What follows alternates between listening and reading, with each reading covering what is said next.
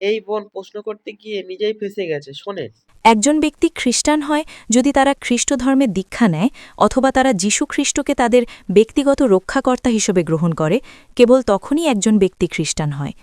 তো আমি শুধু জানতে চেয়েছিলাম ঠিক কিভাবে আপনি নিজেকে খ্রিস্টানদের চেয়ে বেশি খ্রিস্টান হিসেবে উল্লেখ করতে পারেন, এটুকুই। যদি খ্রিস্টান মানে এমন একজন ব্যক্তি যিনি বিশ্বাস করেন যীশুখ্রিস্ট আলাইহিস সালামের শিক্ষায়, তবে আমি খ্রিস্টানদের চেয়েও বেশি খ্রিস্টান।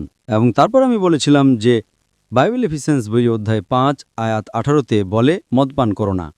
হিতোপদেশ বই অধ্যায় 20 আয়াত 1-এ বলে মদ পান করো না। সামগ্রিকভাবে মুসলমানরা মদ পান করে না, কিন্তু খ্রিস্টানরা করে।